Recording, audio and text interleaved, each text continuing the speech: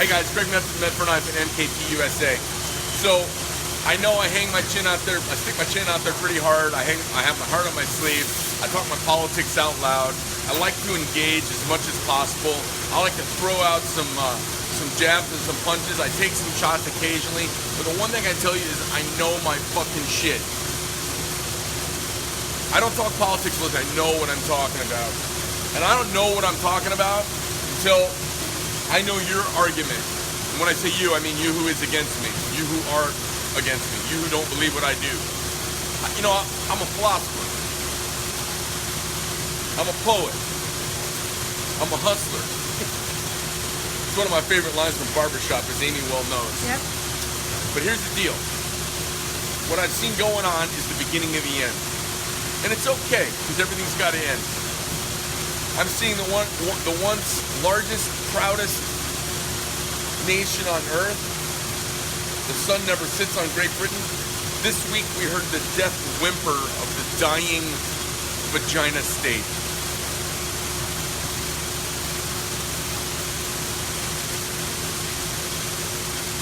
They're taking away knives from everybody. They're disallowing cutlery from everyone. And this is where my Black Knives Matter shirt, this was the impetus for that. It was the zeitgeist behind that shirt. It's next. It's next here. The thing we all have to remember is whatever your stance on politics, whatever your stance on the amendments, first, second, third, fourth, whatever, they're all a generation away from being dead. It is important that we pass on what's valuable about who we are.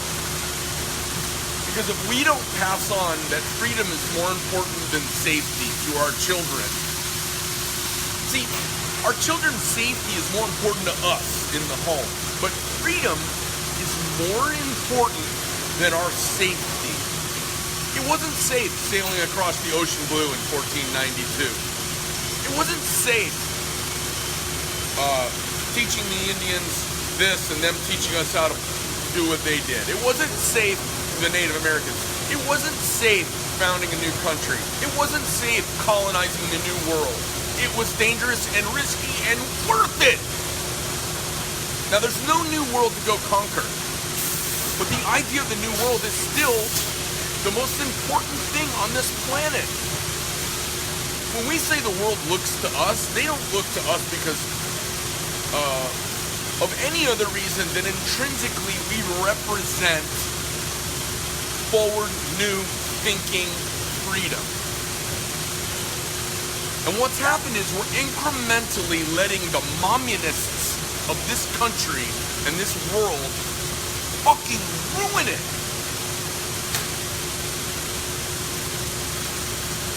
Do you know why winning tastes so good?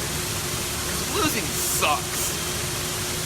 If you make losing not suck anymore because you're afraid of bruising people's little pitter-patter bunny hearts, people don't learn how to win. You know what I see from young people? I don't see a desire to gobble it fucking up, to eat it up and win. I don't see that. I see a desire for you to give them what they think they have, what they're due. Now this is not just old guys saying how the youth have it all wrong. This is middle-aged guys saying we are fucking up right now. The car is screaming towards the edge of the cliff. And this will hit the critical mass. And the critical mass will not be the end of our ecosystem and the collapse of our world and we'll all have to go to Mars. I want you to imagine a dystopic post-apocalyptic world. It's still 1,000,000 times better than any planet we'll ever in our lifetimes have a chance to get to. So baby, it's Earth. As long as it's Earth, and you know what? If we're gonna sputter out and end, I'm cool with that. I mean, what fucking arrogance, hubris is it to think we're beyond ending? It's some sort of, what do you call it when you identify with your therapist? Transference. It's some sort of weird, catchy transference. We're also fucking obsessed with the existence of the planet that it's almost like, because we all know that we're dead.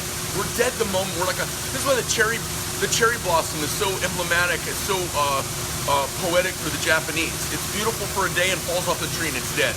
That's us. This life is so temporal and small and gone the minute we have it. And the minute we're old enough to get that, it slips through our fingers and we're forgetting everything all of a sudden. So what I see going on is the death whimper of the people of Great Britain. As I see, they have a Muslim running their great city. They have a Muslim telling them they can't have knives. And the Muslims have already ruined one half of our globe. They've ruined it. I say let them fucking have it. Let them have the ruined half. Don't let them ruin your half. So you people in London, I don't know what the fuck is going on over there because the Queen really doesn't have any power anymore, right? And it really is a democracy, I think, over there somewhat, right? You guys, get your shit together. How is it the fucking mayor of London, you've got stabbings, what you need is some more bobbies. You know what the cops need? They need some goddamn guns.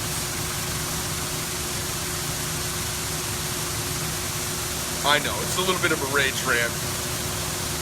But I'm seeing the collapse of one of the, I'm feeling, and I see it happening, and in retrospect, we're all going to go, well, duh, and I'm sitting here beforehand going, duh. I'm seeing one of the great western cities. You know, London was there doing its business before the Aztecs.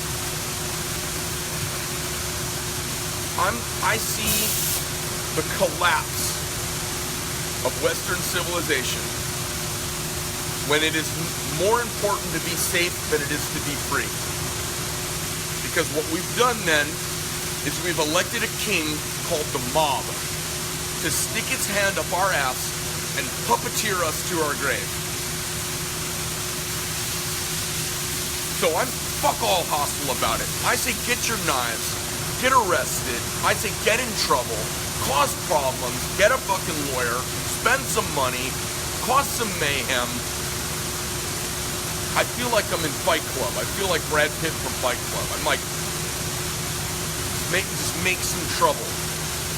Because guys carrying around pocket knives are not who's fucking stabbing people in the streets of London. And if more people had guns, gangsters wouldn't get away with what they're doing over there, and criminals and thugs. And only cowards would carry knives, only cowards carry a weapon. That's wrong. That's not true. Badasses don't need weapons. It's the sheeple, the masses that need weapons. Trust me.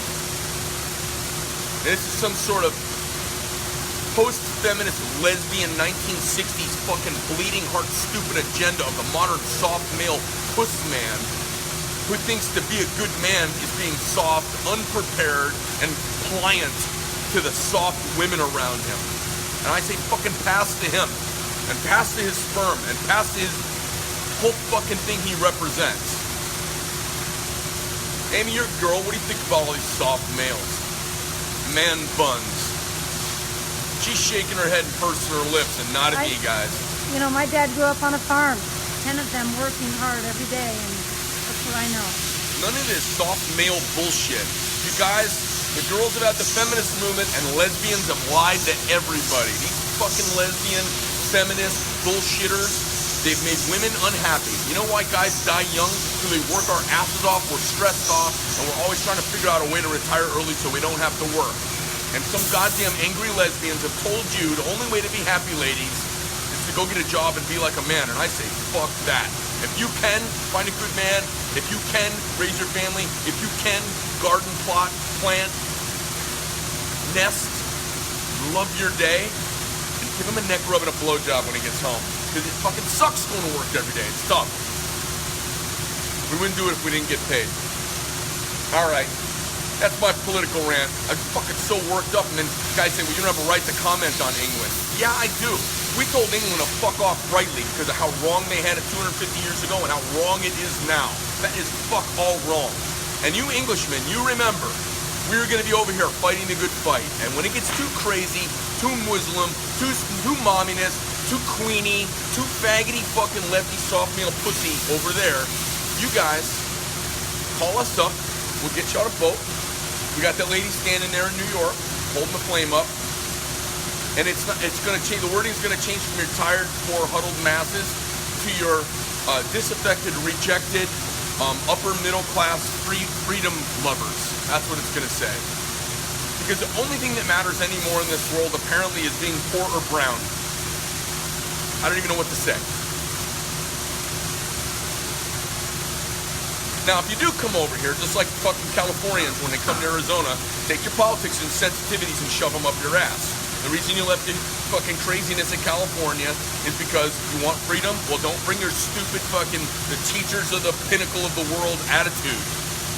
And when you come from these socialist places who have their heads firmly up their asses, don't fucking come here to the United States and bring your stupid fucking, well, we gotta include everybody, and, oh, geez, we need to, your teeth-gnashing fucking sensitivities. The most important thing is freedom here and broken eggs on the side of the road. The broken eggs of childish ideals and mommies who shouldn't be in charge. And they're stupid fucking soft males like that cunt prime minister up in Canada and that shitheel in France. Both of those guys walking around crying. Fucking goddamn babies. Running the country. What the hell's going on? Canada, how did you elect this guy Trudeau? Hey, he's a smart enough guy. He's a smart guy who has mental problems.